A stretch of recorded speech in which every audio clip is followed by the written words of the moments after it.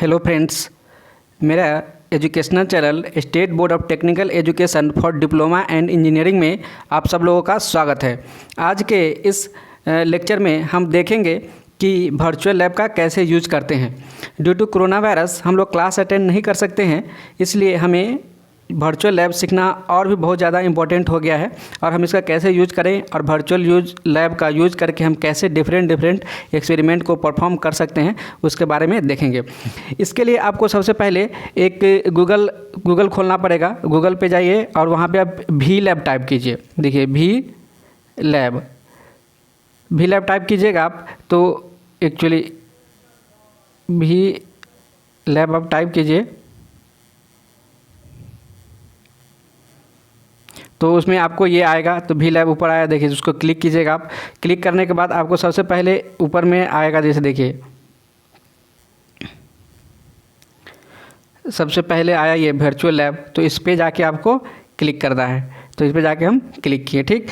इसको क्लिक करने के बाद आपको ये पेज खुलेगा, ठीक है। ये मिनिस्ट्री ऑफ ह्यूमन रिसोर्स जो दिया हुआ है, ये देखिए MHRD का है ये, ठीक है। यहाँ से पे जाइए आप, फिर उसके बाद इसको नीचे स्क्रॉल डाउन कीजिए। स्क्रॉल करने के बाद देखिए ऑब्जेक्टिव दिया हुआ है, इस लैब का करने का ऑब्जेक्टिव क्या है। इसके बाद जाइए broad area of virtual lab. देखिए इसका एरिया कौन कौन सा एरिया है, कहाँ कहाँ है, जैसे इलेक्ट्रॉनिक्स में कर सकते हैं, कंप्यूटर साइंस में कर सकते हैं, इलेक्ट्रिकल, सारे ब्रांच, मैकेनिकल सब में दिया हुआ है, ठीक है। जैसे सपोज कीजिए कि हमको चलिए मैकेनिक्स लैब करना है, ठीक है।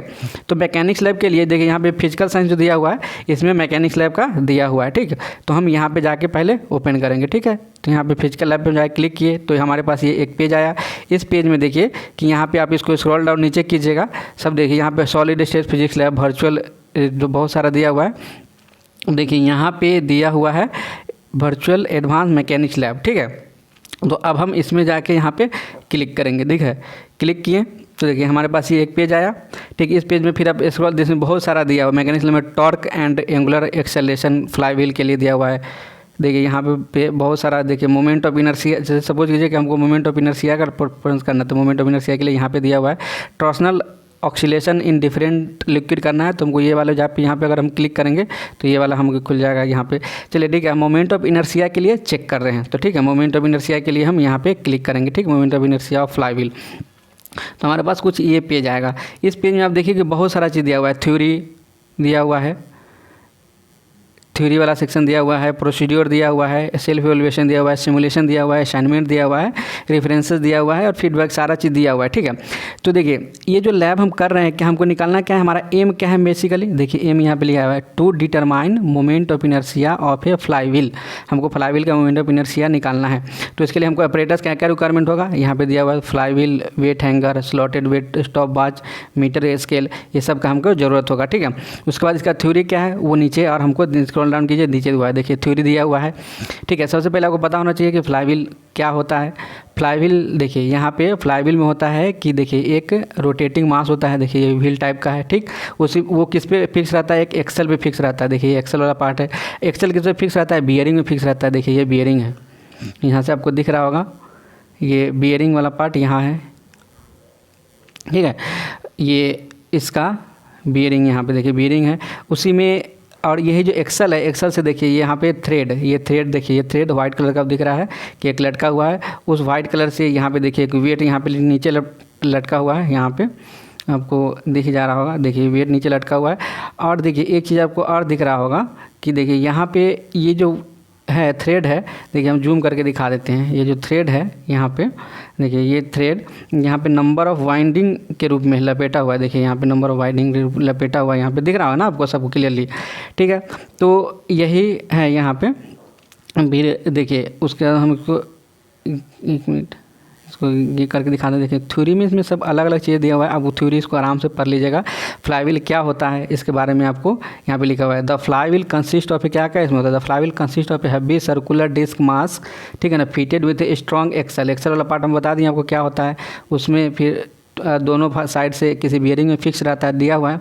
तो इसमें देखिए पहले क्या होता है कि ये मास है, जो ये वाला मास यहाँ पे जो है, ठीक है, यहाँ मास है, वो क्या होता है ना कि वो पहले पूरे इसमें वाइंड रहता है, यहाँ पे पूरा ये जो स्ट्रिंग है पूरे वाइंडेड रहता है, ठीक है।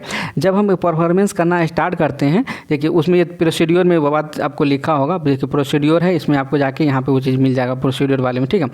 इससे पहले देखते हैं कि क्या क्या होता है। जैसे माने कि मास पहले यहाँ था, अगर कुछ हाइट पे है, देखिए यहाँ से अगर ये कुछ यहाँ से लेके कुछ इसका ये हाइट है, ये एच, तो ये एच हाइट है, तो यहाँ पे इसके पास क्या होगा, पोटेंशियल एनर्जी होगा।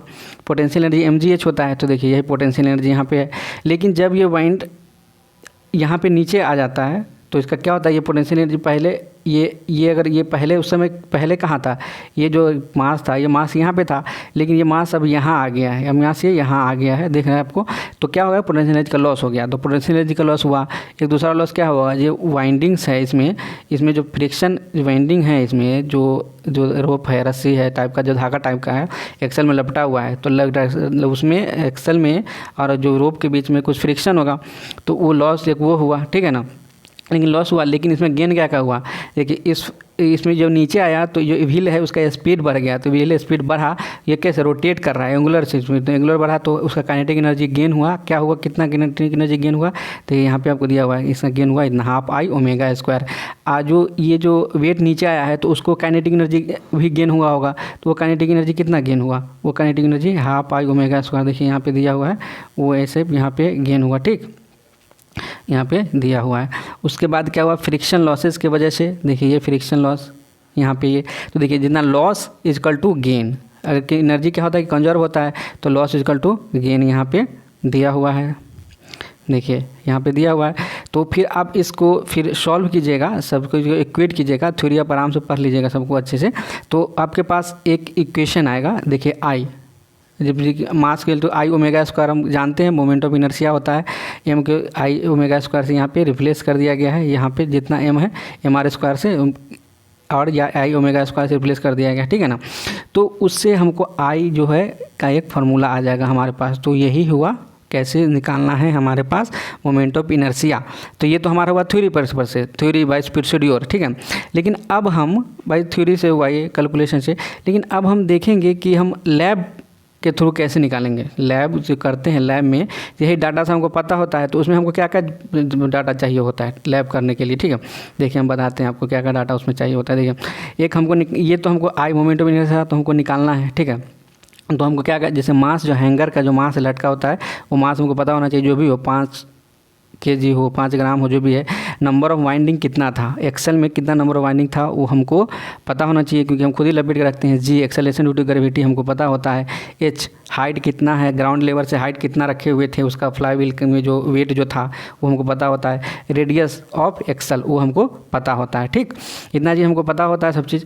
तो उसके बाद हम प्रोसीड्योर लैब में कैसे करते हैं, उसके लिए आपको जाना पड़ेगा। यहाँ पे देखिए, यहाँ पे एक चीज़ लिखा हुआ है, प्रोसीड्योर वाला पार्ट है, आपको जिसमें जाना है प्रोसीड्योर देखना है, यहाँ प्रोसीड्योर वाला है। देखिए तो प्रोसीड्योर वाले पे हम क्लिक करेंगे तो फिर हम वहाँ पे आराम से इजीली पहुँच जाएंगे। देखिए प्रोसीड्योर वाले पे हम क्लिक किए तो हमारे पास ये पेज खुला। तो प्रोसीड्योर करना कैसे है, इसमें प्रोसीड्योर के बारे में लिखा हुआ है। देखिए यहाँ पे प्रोसीड्योर फॉर डूइंग सिमुलेटर यहाँ लिखा हुआ है, प्रोसीड्योर फॉर रियल लैब। देखिए प्रोसीड्योर फॉर रियल लैब के लिए यहाँ पे दिया हुआ है रियल, जो कि हम क्लासरूम में परफॉर्मेंस करते हैं, मानी जो लैब में करते हैं। ये प्रोसीड्योर फॉर यहाँ पे अभी हमको जो करना है अपने लैपटॉप में या मोबाइल में या टैब जो भी हो तो उसमें देखिए, तो उसके लिए क्लासरूम में जो करते हैं तो उसके लिए देखिए ऑब्जर्वेशन जो फार्मूला तो ये रहता है हमारे पास, ठीक, सारा डाटा रखते हैं तो हमारे पास कैलकुलेट होकर हम फार्मूला से कैलकुलेट कर लेते हैं वहाँ पे जब हम लैब में करते हैं परफॉर्मेंस रियल लैब में, ठीक है। और उसके बाद ऑब्जर्वेशन टेबल उसके लिए क्या होता है, ये होता है हमारे लिए, हमारे पास ऑब्जर्वेशन टेबल। देखिए ऑब्जर्वेशन है ना, ये ऑब्जर्वेशन टेबल होता है, उसमें हमको क्या क्या चाहिए होता है, ऑब्जर्वेशन टेबल में क्या क्या पुट करते हैं डाटा तो हमको निकल जाता है। देखिए ऑब्जर्वेशन टेबल है, उसमें हम मास सस्पेंडर हमको ऑलरेडी पता होता है, हाइट कितना है वो हमको पता होता है, हम इसमें एक कॉलम में रखते हैं, यहाँ पे रखते हैं। नंबर ऑफ रिवोल्यूशन ये मतलब एन कितना बाइंडिंग है, जो रोप था वो रोप का कितना बाइंडिंग एक्सल पे है वो पता होना चाहिए। अगर उसके बाद हम क्या करते हैं कि एन जो होता है टेक्कोमीटर उससे लगा के या कैसे करके मेजर करते हैं कि RPM या RPS जो इसमें दिया रहा है, इसमें डाटा रहे टेबल में जैसे, तो उससे पता चल जाएगा RPM 1 मिनट में कितना रिवोल्यूशन हुआ हमको पता चलना चाहिए, पूरा कितना टाइम तक रिवॉल्व किया है उसको ये डाटा इसमें पुट करना होता है। मीन वेलोसिटी खुद ही कैलकुलेट हो जाता है जब इतना 4πN/T, एन हमको पता है, टी हमको पता रखिएगा, खुद ही कैलकुलेट हो जाएगा। और यही जो जितना ये सब डाटा है वो सब आप डालिएगा इस फार्मूला में। ये वाले फार्मूला जो है I = NM, ये जो फार्मूला है, तो उसमें आपको खुद ही मोमेंट ऑफ इनर्शिया कैलकुलेट होके आ जाएगा, ठीक है। तो यहाँ पे ये मोमेंट ऑफ इनर्शिया कैलकुलेट आ जाएगा। ये क्या है, ये है रियल में कैसे करते हैं, ठीक है। तो हम तो यहाँ रियल में कर नहीं रहे हैं, हम तो सिमुलेटर में कर रहे हैं। तो हमको सिमुलेटर में करने के लिए हमको कौन सा प्रोसीड्यूर पे फॉलो करना पड़ेगा, हमको ये प्रोसीड्यूर फॉलो करना पड़ेगा, ठीक है। तो अब हम देखते हैं कैसे कैसे करते हैं। तो हम सिमुलेटर कहाँ दिया हुआ है, यहाँ पे। अब हम जाते हैं सिमुलेटर में और हम उसमें जो डाटा हमको जरूरत होगा वो डाटा वहाँ फिल करेंगे। हमारे पास खुद ही जो मोमेंट ऑफ इनर्शिया का वैल्यू है वो कैलकुलेट होकर आ जाएगा, ठीक है। चलिए, तो हम यहाँ पे क्लिक करते हैं, देखते हैं क्या क्या हमको डाटा चाहिए होता है, ठीक है। चलिए, हम आपको एक चीज़ और बता देते हैं। यहाँ पे क्या है कि चलिए देखिए, हो सकता है कि कभी कभी कुछ लोगों को लॉगिन करने के लिए लॉगिन पासवर्ड मांगे, ठीक है। हम एक्चुअली लॉगिन किए हुए हैं। अगर लॉगिन इसमें आप लॉगिन आईडी बना लीजिएगा। लॉगिन आईडी सिंपल है, हालांकि वो सब में नहीं मांगता है। जो सब जैसे IIT वाला है, NIT वाला है, वो नहीं मांगेगा। लेकिन जो अमृता यूनिवर्सिटी का है, जो सब प्राइवेट है, तो वो लोग मांगेगा लॉगिन आईडी पासवर्ड क्या है। तो उसमें सिंपली जिम्पल ईमेल आईडी डालिएगा, पासवर्ड नमन से कोई डालिएगा जो भी डालना है, फिर रोल नाम डालना है, कॉलेज कौन सा है डालना है, ब्रांच कौन सा है, बस डालिएगा। सिंपली उतना ही करने से बाद आपको एक लॉगिन आईडी, जो ईमेल आईडी होता है लॉगिन होता है, पासवर्ड जो सेट करते हो जाता है, ठीक है। तो चलिए, अब हम इसमें कौन सा प्रोसीजर कर रहे हैं हम देखिए। ये जो हम सिमुलेशन पे क्लिक किए हैं, उसके बाद हमारे पास ये पेज हमारे पास खुला है।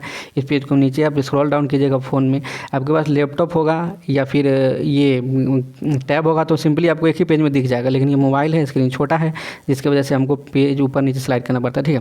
जैसे देखिए, यहाँ पर हमको जी का वैल्यू पूछा है। देखिए, यहाँ पर जी का वैल्यू पूछा है, तो हम जी का वैल्यू हमको पता है कितना होता है, 9.81, ठीक है। हम इसमें पुट कर दिए। अब देखिए, ठीक, अब इसमें मास सस्पेंडेड, जितना मास सस्पेंड है, सपोज कीजिए कि हम मान लेते हैं कि 200, ये देखिए ग्राम में मांग रहा है ये, तो 200 ग्राम, ठीक है। सबका यूनिट देख लीजिएगा। देखिए, मीटर पर सेकेंड स्क्वायर में मांगा था 9.81, ग्राम में कितना होता है 200 ग्राम, माने कोई 500 ग्राम, कोई 1000 ग्राम, 1 kg भी ला सकता है। रेडियस कितना हम एक्सेल का, चलिए मान लेते हैं कि हम रेडियस एक्सेल का 20 सेंटीमीटर लिए हैं, 20 सेंटीमीटर लिए हैं, ठीक। हाइट ग्राउंड से कितना था, इन सेंटीमीटर में मांगा है, सेंटीमीटर यानी कि तो हमको डालना पड़ेगा। चलिए मानिए कि 200 सेंटीमीटर ऊपर है, ये क्या लिटिफाई गया भाई, हाइट एबव कितना है, चलिए 100 हम लिख लेते हैं, ठीक है। 100 यानी 1 मीटर, ठीक है। Number of code bindings, number of code binding कितना है वो हम ये करते हैं। नंबर ऑफ कोड बाइंडिंग, चलिए मान लीजिए कि नंबर ऑफ कोड बाइंडिंग 10 है, ठीक है। उसके बाद RPM रिवॉल्यूशन कितना है, वो कितना रिवॉल्यूट हुआ, तो रिवॉल्यूशन के लिए हम मान लेते हैं कि चलिए हम 15 रिवॉल्यूशन हुआ, ठीक। रिवॉल्यूशन चलिए 26 हो गया टाइप, कोई दिक्कत नहीं है। जो भी है, जो भी आप परफॉर्मेंस की देखिए, जो डाटा परफॉर्मेंस किए हैं, ठीक है, वहाँ पे लैब में वही इसमें डालना है। ये तो वर्चुअल है, यानी आप डाल के चेक कर के देखिए कि कैसे कैलकुलेट होता है। टाइम कितना टाइम लगा होगा, टाइम कितना लगा होगा उसको पूरे रिवॉल्यूशन कंप्लीट होने में। चलिए हम मान लेते हैं कि 20 सेकेंड हो सकता है। देखिए, एक माइनस वाला टर्म था, अगर हम पूरा डाटा सही से नहीं रखे तो हो सकता है कि कुछ रॉन्ग भी आ जाए। चलिए देखिए, मान लिए हमारे पास उसमें देखिए जब हम कर दिए तो देखिए कैलकुलेट एंगुलर वेलोसिटी खुद ही कैलकुलेट हो गया। हम यहाँ पे क्लिक किए, इसमें हम कोई डाटा नहीं भरे हैं, खुद ही क्लिक हो गया है। आपको बता दें 2πn/t लिखा हुआ था, देखिए यहाँ कैलकुलेट होकर एंगुलर वेलोसिटी हमारे पास इतना आ गया। देखिए खुद ही होके आ गया है। मोमेंट ऑफ इनर्शिया देखिए हमारे पास खुद ही कैलकुलेट होके इतना आ गया है, ठीक है। देख लिया आप कैसे हमको प्रोसीड्यूर करते हैं, कैसे करते हैं। देखिए ये खुद ही आ गया है, kg/मीटर² में आया है, ठीक। ऐसा ही आप जितना भी डाटा रखिए, हम 200 kg के लिए 200 ग्राम के लिए लिए थे, ठीक है। कोई आदमी है तो इसको डाटा को देखिए, डाटा चेंज भी कर सकते हैं आप। 500 ग्राम 100 ग्राम लेके आप इसको प्रोसीड्यूर लैब को आराम से परफॉर्म कर सकते हैं।